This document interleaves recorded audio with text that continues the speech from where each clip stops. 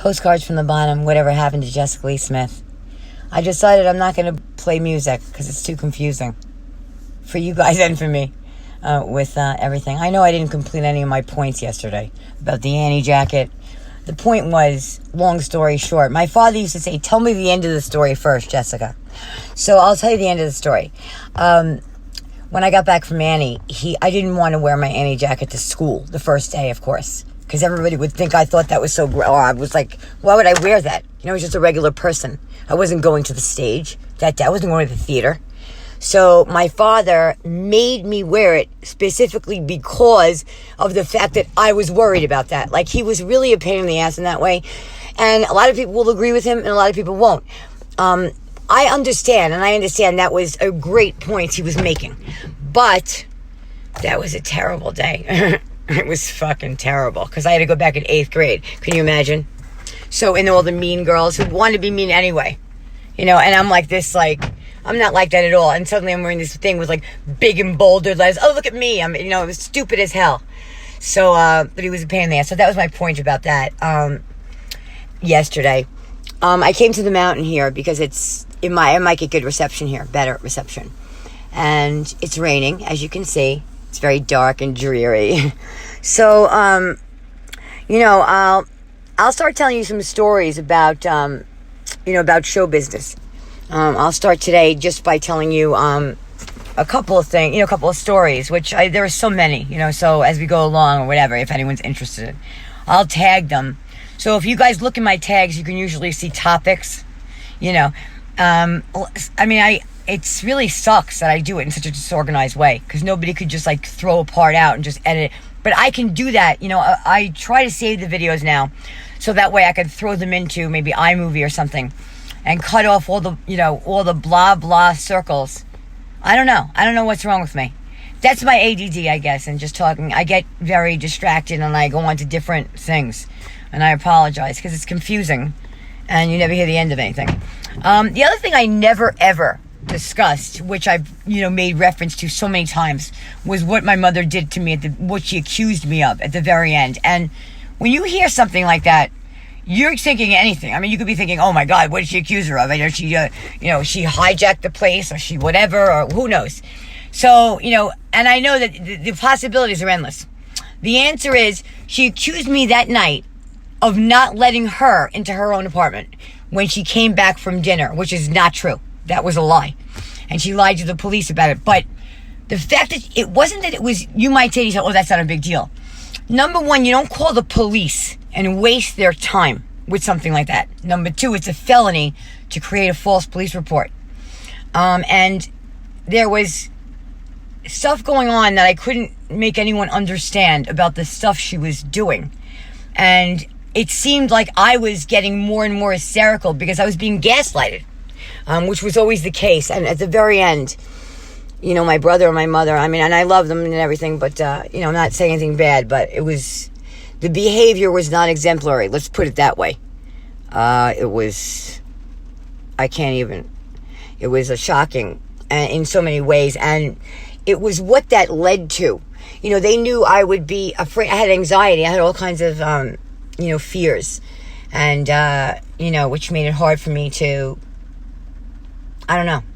And then after that experience, I actually became afraid of the police because of what happened. I thought everyone wasn't going to believe me.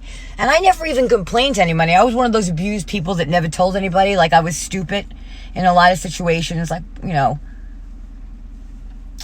with, boyfriends or this or that. And also the other point that I was making yesterday about how other people hurt themselves, I wasn't referencing, and these are ways that people do it. I wasn't referencing like, people who go out and just party all night long because they're, or people who, use sex as a way of abusing themselves.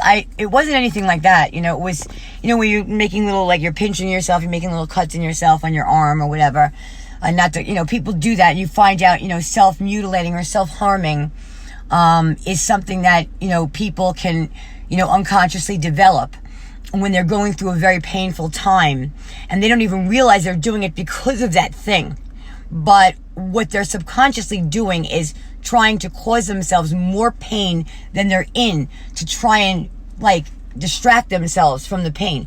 So they cause physical pain to themselves to try and relieve the pain they're in somehow. And it's the same thing with bulimics, which was my story when I was younger.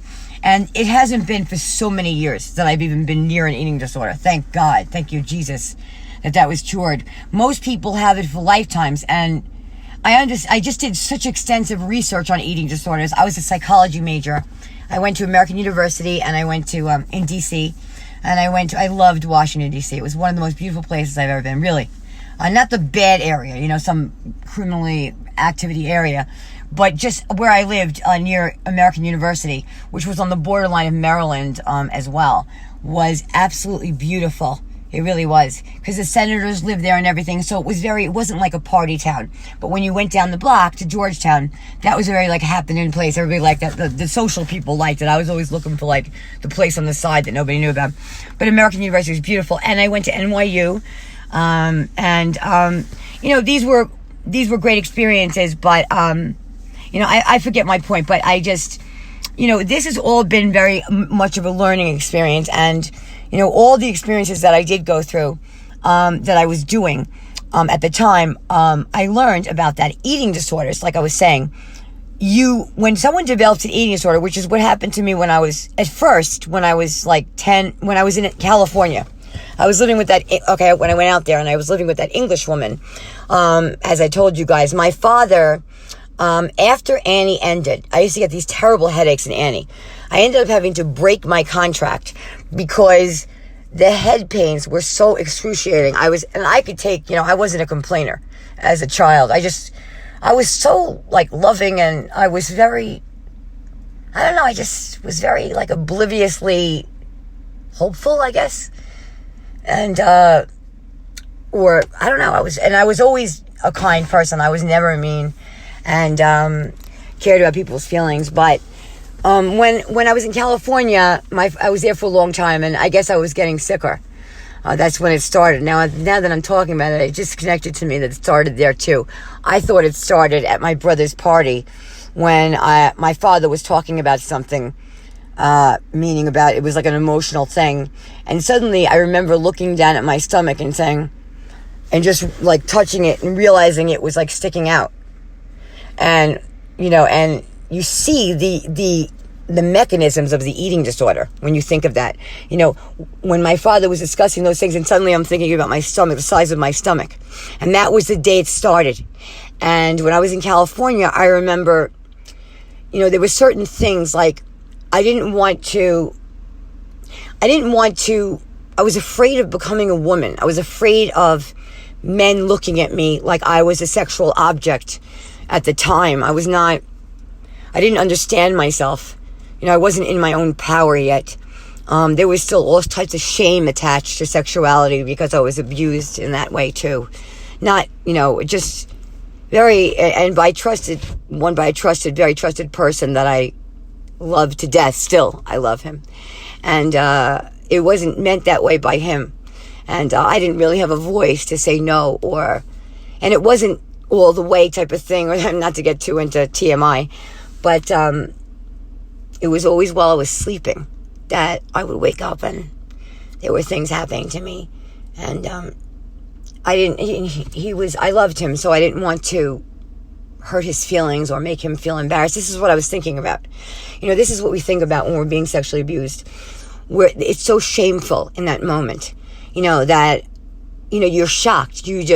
So I would be sleeping, and, I would wake up because he was touching me and stuff like that and doing stuff to me. And I felt sorry to tell him, what are you doing? Because I felt like that would crash his whole world, or he would be so, humiliated of himself, and he'll just crack into pieces. I was worried about how he felt. And so I just would turn over and pretend like I was sleeping and moving away. And every night he would come back into my room, and it was like that. And I felt like, and there was times when maybe I was too, I would talk too much to him about certain things or sexual topics, but that's because we were friends. We would talk about different things. I didn't feel unsafe in that way at that time, and I always did feel that way with men at that age. And so I had to think about being seen that way. So when I was sexually abused by someone I trusted, or not abused, I don't know if I could use that word, I don't know. But the fact that I was always sleeping when it happened is the part that tells me that he knew that it was wrong. Because why wasn't it while we were awake and hanging out, so. And it took me a year to finally try to say something about it to someone I really trusted. And but every night when I came home, I was dreading going into the house because I knew that it was going to be something. And I didn't like the feeling that I would be sleeping and not be able to control the fact that he would be at that point when I woke up, all of a sudden his mouth is on my whatever, or my face or whatever, or my neck or something else. And and then I would move away suddenly, but I didn't know until I woke up. So that was a bad feeling. And so anyway, so I didn't want to become really a woman in that way. And so when I was in California, I remember starting to see myself becoming a woman. I have to shave and this, that, and the other thing. And I guess I didn't like that, and I was afraid. And without knowing so, I started restricting my food intake and, ritualizing certain things and focusing all of my energy on, what I was eating and what I was going to eat and and I didn't know. And people think eating disorders are about being fat or wanting to be thin. It's not about that. You think it's about that when it's happening to you, but it's not about that. Something else is happening, and it's a white flag to say, help, there's something wrong here. Somebody help me. Because that person feels guilty expressing anger or pain to the people that have hurt them. And I'm one of those people, so I know. And I also studied psychology extensively, as well as being in therapy myself my whole life, and giving other people, talking to other people and just wanting to understand more and more. First, I used to joke and say, I want to save my family money. But no, I really just wanted to understand and fix what was this thing, this curse or whatever it is that I've had, since the day I was born. But I wanted to figure it out and come to a peace. But maybe we never do. And, last night somebody said something to me about, how he was getting in his life. He was doing this, that, and the other thing. But, he has to work on his job. He has to work on he doesn't know what God wants about that. And I was just saying to him, but that's what it's about, really. And as I was saying it to myself because I realized it was true what I was saying. And I had to remind myself, it's not about the money that you're going to make. It's not about the ultimate goal of you having this, that, and the other thing. It's about the climb. It is about the climb because it's about the passion you put into that and the love and the drive and the want. And when you want something, when you love someone or when you like someone and you want to approach that person and you feel uncomfortable, it's like in the movie Dead Poet Society when he told that guy, carpe diem. I have a hard time doing it too, but you have to seize the moment and live with, just risk for love in that way, because if not, we'll miss the opportunity. I can't even imagine how many opportunities for things I've missed in my life. There was so many things I can't even begin. So, and there were times I could have sang again and should have, and in moments that I was asked to get up on a stage with a celebrity and I could have, and I didn't because I was afraid that I wouldn't sing well, or I would sing not as well as I could, or be too nervous. And that does happen to me where I get nervous. But I was actually given the key to the city in several cities. I was honored by the mayor of where was I? I don't even remember. I got to look, maybe New Orleans or something. And I have to look. Another one, Tennessee. I went to the Grand Ole Opry, and I was really, I've always really loved to sing. It's always meant a lot to me. And when I was in the show, I wasn't a stage kid, really. These people had stage mothers like this, some of them were, so, and it was a very competitive type environment, you can imagine, And of course it was an adult-like environment, like they say in the documentary, that a coworker of mine at the time, a cast member, who was in she was in the cast before me. I think she played Tessie. I played Pepper. And in July, I played in the beginning, and I loved it. It was the joy of my life. That's what it was. And I didn't like the other parts. I loved being up there. I loved performing. I never get tired. I never become less animated or whatever. It's not that I'm being over animated, but I just am automatically a very animated person. So if you throw me on a stage, it just fits there. But everywhere else, it's too over the top, you know? That's why I realized I had to put myself behind a screen. So I put myself behind the podcast because you're better off listening to me as an entertainment than someone who's living next door. Because if I lived next door, you'd be like, what's really up with that girl? I wonder why she, you know. And not to mention the fact that, you know, even worse, so I've been experimenting with makeup. I'm trying to get the right color. So I realize I'm walking around looking like a grape. One day I'm a green grape. One day I'm a, you know, purple, like whatever. And I think the other night when I was rushing to the police station, I went out like a green grape. I didn't even like get to the third layer. I was such a mess, you know. But I know they see me as a mess anyway, so it's fine. Anyway, thank you guys. And I wanted to get back to that stuff. So let me pull back. And so when I went to, you know, when I started with the eating disorder, that's when it began. And it started in California. And I started restricting my food when I would go to school. The English woman, after Annie, when I broke the contract because of the headaches, I didn't want to stop. I don't know why I went on, though, because I was breaking the contract because of the headaches. And what was I doing going to California? What happened to the headaches, right? But my father was, maybe he was better again. And Kathleen Freeman, who played Miss Hannigan, she was a very famous actress, character actress, that many of you will be too young to know. Was in all the Jerry Lewis movies. She played the nurse, like the wacky nurse. And Kathleen Freeman was Miss Hannigan. And she tried to do, like, these crazy, like, you know, massages on my head. My father went to talk to her, and she'd be digging her hands into my head. I felt like she was going to stick her friggin' thumbs in my skull. She was an amazing woman, but she wasn't soft in any way. You know, she was very, so, and meaning, you know, most of the time, you didn't see her that way. And, you know, so when that got too much to be, you know, to bear, and I came home and I broke the contract, my father said to me, tell me what you want to do, because I want to know what you want to do. Whatever you want to do, I'm behind you, you know. And, you know, he was fine with, as long as it was, you know, it was going to be good for me and something that made me happy. That's what he wanted. He didn't want me to live on the sidelines of anything I wanted to do. Like, Joe, I see you there. Like you wouldn't want for your daughter. You're a great father, you know, and your daughter wouldn't do that because she's a brave girl and a talented girl. But I'm saying, you know, my father, I think, worried about, my brother didn't really have a voice. I used to have to be his, like, mouthpiece. And I tell my daughter now, Juliet, to get up there. You know, my father started making my brother go to the counter, even though he was afraid to, and speak out. You know, that's why I believe in theater. That's why I wanted to teach children here and adults. I want to go to the schools and the businesses. If you can take that, it's not about being an actor. It's about what it does for you, the class. It's about what learning to do that does for you. You realize you have to be not afraid to make a total jackass out of yourself. That's the only way to go, because failing is okay, but not trying is not okay. And, you know, the one thing about me is when I really want something, I don't talk about it and at all. You know, a lot of people hear me saying things that are maybe unrealistic to hear at the time, but when it comes to music and the arts, I really just, I can't control myself. I mean, really. So that's why I'm like antsy about the singing and everything. So, community in Long Island, and, you know, what are they wearing to the next club? I mean, you know, and where are they going for vacation? I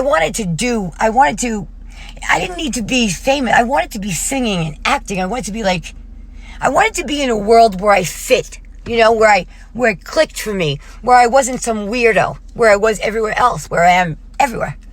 But on stage, you don't look at me like I'm odd. Nobody looks at me suspiciously because I fit there. It's crazy. I'm a circus act. But anyway, so I said I wanted to go to California because that's where the TV and film was. I wanted to try to get a TV pilot, or something, you know, of my own in movies. I really was not a good actress at all. I was not, because I was unable to become vulnerable for a role. Like, I could never do crying, or I can't make myself cry at all. I wouldn't even try. I think it's disgusting to do something like that. I mean, acting wise, I would have tried, but I couldn't. I have a very hard time accessing vulnerability, which is something that I have to work on in my life, because if you're not vulnerable, you're not alive, you know? I mean, yeah, you could be hurt. What's the worst that could happen, you know? So even though I'm sitting here in a pile sobbing, and everybody here has seen me, what can I do? I have to live it. I have to feel, you know, I have no other choice now, because I am vulnerable. I've been made vulnerable to feel. But so I'm feeling everything very much, and I've always had a very heightened sense of feelings, you know. Anyway, so I moved to California. I flew with my father to California. We had absolutely no plan, which is exactly how he did everything and how I still do things, sadly. And we flew to California, and we went out there, and he started like looking through a phone book. He didn't know anybody in that business. So he looked up like agents. I guess he read some articles. Who's the best agent, this, that, and the other thing for kids. And Henry Thomas, who was the actor, the little boy who was in E.T., his agent was a woman named Iris Burton, who was a very strong personality. Oh my God. Like not really that nice, not really that soft. She didn't really like me that much, or at least it felt that way. Or maybe she did, or she said she did, but she just had that way. In that business, not only didn't they pull punches, they gave you a few. They were just like, it was a rough thing, but so we went out there and we went into this agent's office, and she was sitting there behind the desk wearing a very expensive suit, very loud and aggressive woman, like a cartoon. And her son was, and she's a great woman, I'm not putting her down, she's amazing, but it's like me. If you see me somewhere, I stand out like this. I'm a cartoon. I'm not like a normal like person that's going out and everybody knows each other. And when people see me, they get like, they don't know what to do. Like, should they run away or should they like hide? So, so we went down there, and she was like that, like a real personality. And I loved watching her. She's a great character for a film or whatever. And so we went in there. My father was a very great businessman, and he was a street smart guy. He was so fucking smart. Excuse my language. You could never outsmart this man. He was just like, and he didn't say stuff like that, I mean, he wasn't like that at all. He kind of spoke like, and everyone's going to go into a craze when I say the name Donald Trump, but the way he delivered his words was exactly like Donald Trump. But he wasn't saying like, oh, it's the greatest of all time. But he had that way of like, the good part about the way Donald Trump is assertive, the way he just says it. My father had that. And he wouldn't say a lot to anybody if he didn't like them or if he wasn't friends with them. And he wasn't really friends with a lot of people. But, he wasn't interested in any of the things they were interested in. That's why. But so he went in there, and she had basically met her match when she met him. And she never had met her match before. She was like the freaking shark of Beverly Hills. She was loud. She was telling people what to do. Everybody was running around. Henry Thomas was there. She had another boy who was in this other movie. What was that movie? Fast Times at Ridgemont High, and this, that, and the other thing. So she was a good agent to get. Now, my father went in there, and we both went in there, and I could tell from the second my father started talking to her that she fell madly in love with him. But most women did, not because, you might not think my father was handsome or anything, but there was something about him. Just like women have said about my brother in the past, but there was really something about my father that, it was just, I can't even describe it.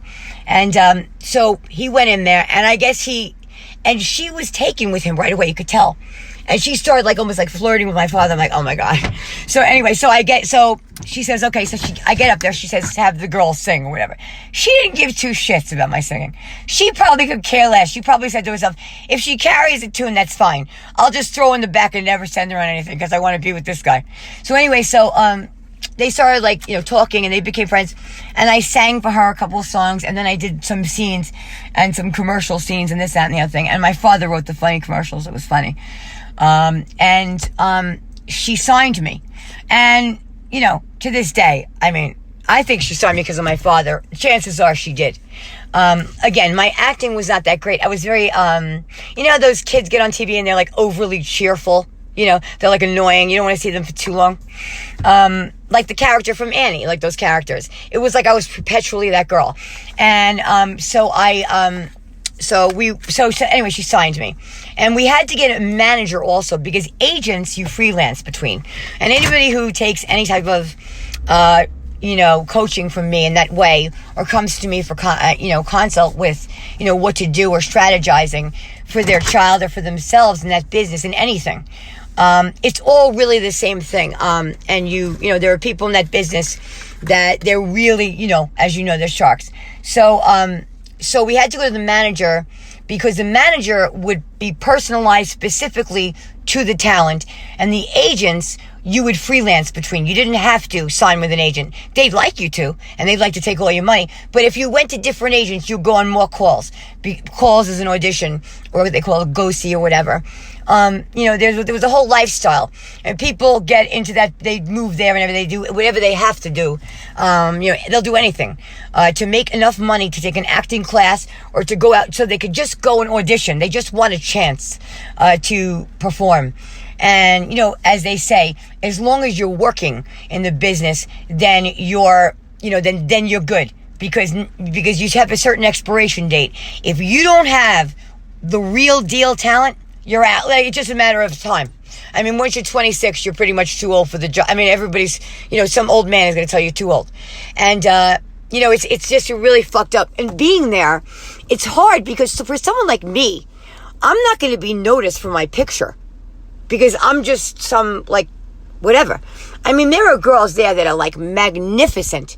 Even at my youngest, I could never be. I mean, it was, ridiculous, these girls. And then they would get the enhanced, and this, you couldn't, and then these men, it was a whole other, you might as well have been invisible. And it was like that with acting. With acting, you don't get a chance to even get in front of an agent for the agent to say, "Oh my God, this girl sucks. Get the hell out of here." They don't even give you a chance to get in there. You have to first find a way of maneuvering yourself in the door so they can tell you suck. So, in order to do that, how are you going to do it? So people say, well, you have to send out your 8x10s. 8x10s. So they spend thousands upon thousands upon thousands of dollars on 8x10s every single year, 2 times a year, so they can send out countless things to these agents who never even look at it. They throw it in the freaking garbage. They don't give two shits because they have too many people already. They have people out there talent scouting and bringing people in. And, unknowns are really not that wanted in that way. And so you have to really find some other way. They make you do it. They make you find a way. And even if you have to stand on your head and fly through the window from a plane or something. But you don't even get a chance. So it was a good thing my father, I guess, made those appointments, and we went in there and auditioned. I don't know how he did it, because when I went back in my 20s and I wanted to get back into the business, I didn't want to just be an actress, though. I wanted to showcase other people's talent, like I said to you guys, and like want to do here. Anywhere I go, I'm going to do the same thing, because I believe in the talent that I see, and I know what they can do, and I see people like myself who are not really. They don't either know, nobody's ever acknowledged them, maybe they've never, and they feel down in their lives. They feel like they're just kind of dying in their lives, and it's because they haven't found their thing. They haven't found that thing yet, the art that they're not acknowledging. That is also a career. You don't need to have hi Andrea, you don't need to have a theater, this, that, and the other thing. You don't need that. And you don't need to be an actor. The arts includes everything. Media, graphics, and yes, you always need it. Social media. That's why it's so surprising to me that when I look in the newspaper in the Deerfield Valley, Brattleboro former Deerfield Valley, they're actually still debating whether or not they should get more internet. They're not even pursuing it. This is at least 10 years behind everybody else, and the rest of the world already lives in the virtual world. They're not even here anymore. We're the only ones at the party. So we need to get on board, because that shit, the internet service is the doorway for everybody in business. Multimedia is the way to do it. Every single person can do it. And it's not limited now to just people who went to Harvard and whatever shit. It doesn't have to be, we don't have to feel like our lives are over because we were high school dropouts or college dropouts or we didn't this, that, and the other thing. That means nothing. Look up Gary Vaynerchuk, okay? My father was a dropout from college. I think they threw him out of, Sammy in Alabama. Don't ask. A Jew in Alabama at that time. It was crazy. But there was actually a Jewish fraternity he was in. He was crazy. He was a wild person.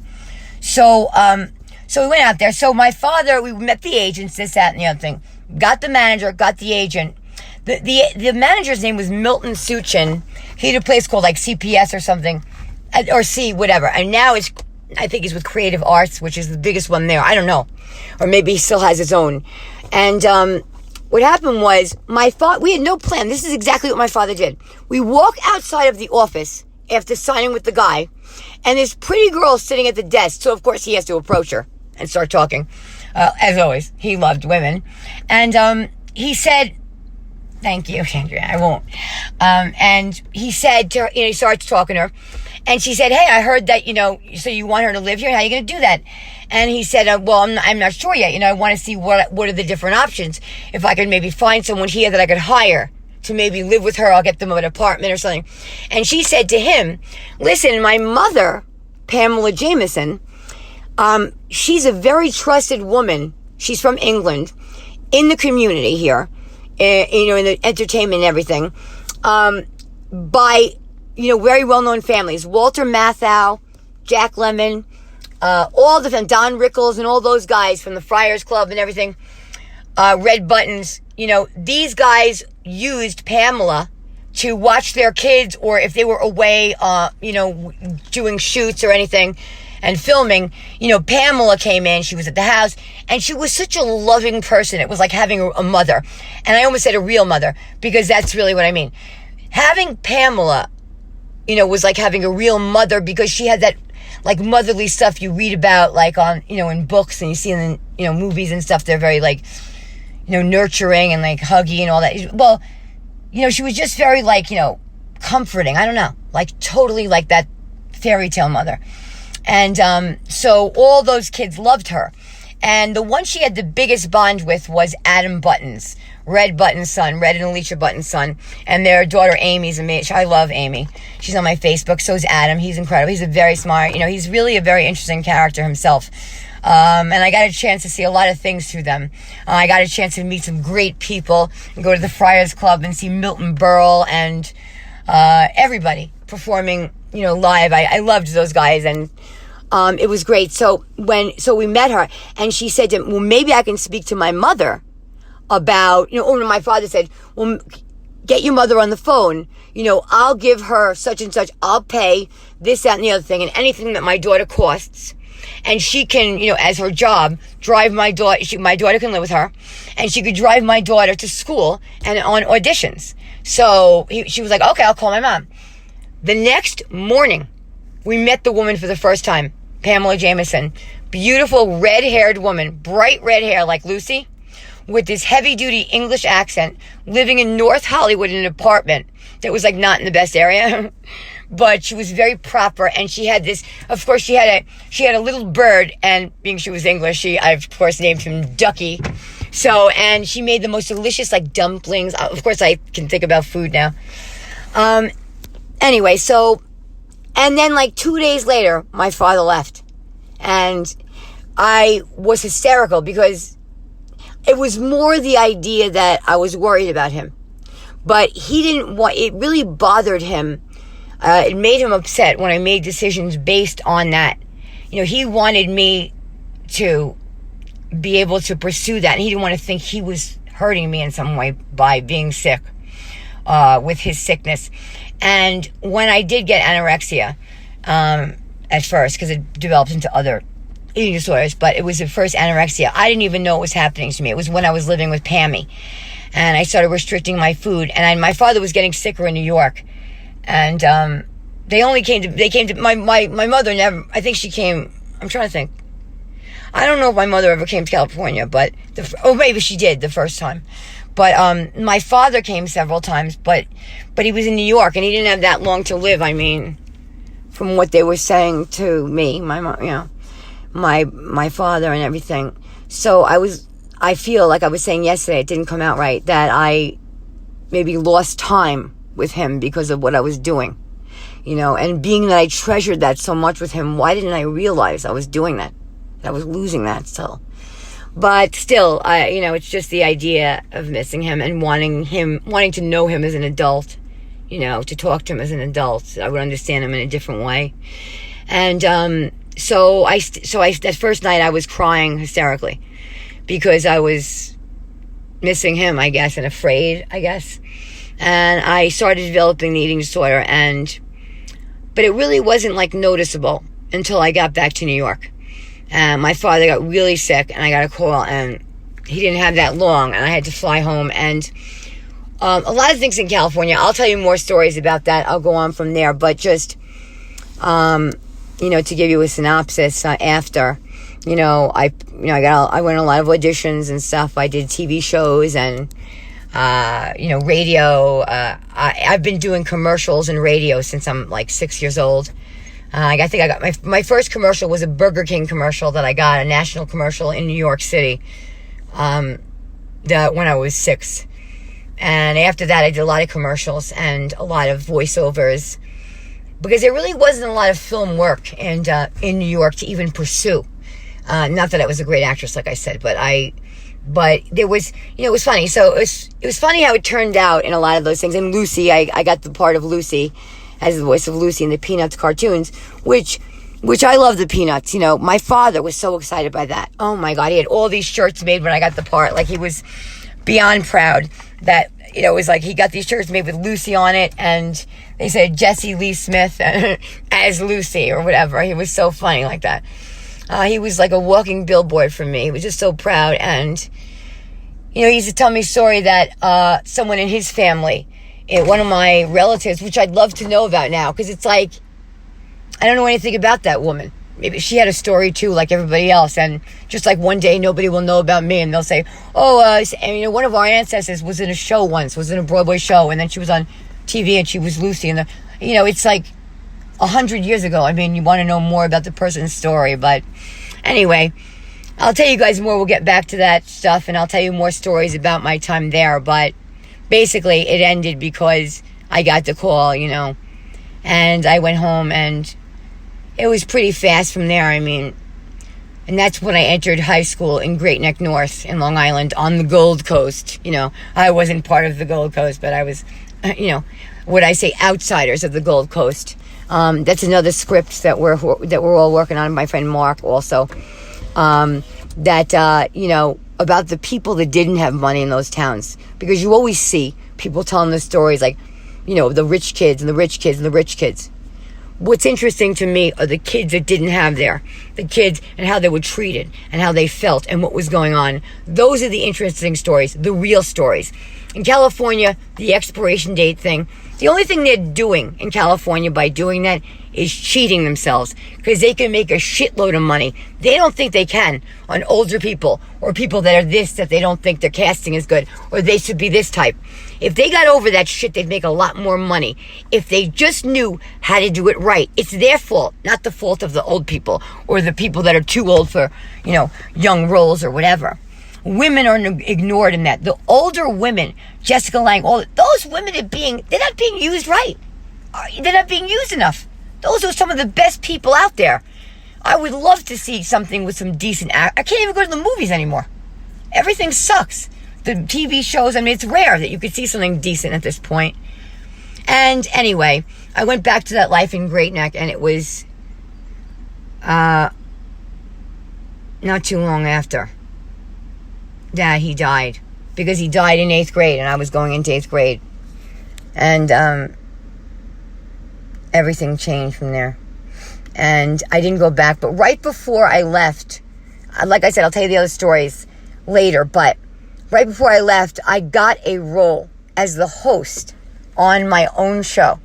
It wasn't going to be called Jessica Lee Smith or anything, but it was called I Think I'd Like to Be.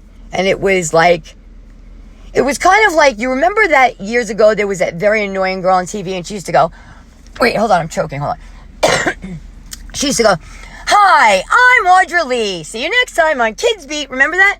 That annoying voice? Like, it's still annoying me, and I just tapped into it for 1 second there. Audra Lee, I think, is the one who got the role in the end. Like, that would have been maybe a vehicle for me. But I was not a great actress. Maybe I would have gotten better. But, I think that I was very bubbly and happy. I guess I came off happy. And so those are the roles I got. That was only the roles I got. I wouldn't have been able to do harder roles at that time. Now it would be different. I could do different stuff now. But So I really loved it, but I always thought I would go back and I would pursue it again. I didn't realize how hard it was to even get a chance to be told you suck or you have to get better or you're good or whatever. You can't even get in the door. And that is why I created the business Showcase. And I created it 15 years ago. It's almost completely done. All the drop-down menus have been created. Everything is in place for the perfect multimedia, social media platform for artists. And it's refined by all I know about the entertainment business and all that I learned. And I know what entertainers and artists alike, just artists in general, of any kind, I know what they need. I know what they're missing. I know how to save them money, and I know how to get them more exposure. And that's what Showcase is. I'm just waiting for the right investor. There's one person I'm looking at that I haven't approached yet, that I've been I know him very well, but I just haven't wanted to talk to him about this. I've been so afraid to share it because it's actually a conglomerate of sites. Showcase is the brand. And I know it's a game changer in the entertainment business. And the reason why I'm bringing it up is because Showcase is the answer to me and so many people out there, never achieving what they wanted to. It's got nothing to do with being a star, but it's expressing the art and just putting it out there. We haven't been given the chance because it's a popularity contest like everything else, like getting a job in any place, in any small town too. If it's a popularity contest, I don't want to play the game because I don't do well in a popularity contest. I'm judged just by my appearance and my presence for whatever it is. I'm more like Pigpen than Lucy. But anyway, so that's what Showcase is, and I haven't really talked to anybody about it here. But it's all done, and all I need now is the right investor. And when that thing is going to be a money-making machine. That thing is going to be a freaking... I was quoted big numbers on the site because it's that type of thing. I mean, it would be like, how do you make a Facebook type of thing? How much would it be? So I've been quoted like 100,000, 200,000 for the workings. But it's so refined that it's the answer for so many people, and in so many different ways because it's a conglomerate. Anyway, I'll tell you guys more about all that stuff later, and I hope you liked this talk about show business. I'm going to do stuff more like this and stop complaining about all the other stuff because this is the stuff I really love, and this is the stuff that makes me feel alive. And I'm going to just keep going in this direction. And as you see, even though not that many people care, or and you might think I'm just doing all these crazy things all over the place. This is my way of carving a doorway when there isn't one for someone like me. I have to find a way. There is no way that somebody is going to, oh yes, I am these things, and people think whatever. Who cares? I still have a place in this world. I still have a right to be here. So if I have to create my own profession here to do that, I would love to do that, and I would love to do it for other people, because that's what I do anyway. And that's why I want to go to the schools like Troy Wonderly does with the circus. I want to work with the kids. I want to work with the schools. I want to work with the people to overcome these things and to get over that obstacle of being public speaking and speaking in front of people. And it is very important. It's a life technique. It is a life hack. You need to be able to be comfortable running in and talking to people. You don't know most of the time that I have anxiety. You probably would think I'm the most comfortable person in the room, like I'm talking right now, right? Except if you put me in the store, I'll be putting my heads down. I'm like crawling under the table. So you have to be able to talk to people and not be afraid, or you have to be able to be willing to say carpe diem. So what if I fall on my face in the dirt? What's the worst? Everyone's going to laugh. Okay. And then I'm over it and I'm up again and I'm moving on. That's it. You move on. I mean, this life is about us. I don't want to keep trying to fit into everybody else's world anymore. I'll make my own in my own way, any way I have to. But I'm going to do that by helping the people here, because that will be out of the love in my heart, or the people that I care about, anybody that wants those things in any way that I can, in any of the talents that I have are available to the people in my life, my friends, my family, and the community. Postcards from the bottom. Whatever happened to Jessica Lee Smith? I'll see you guys later.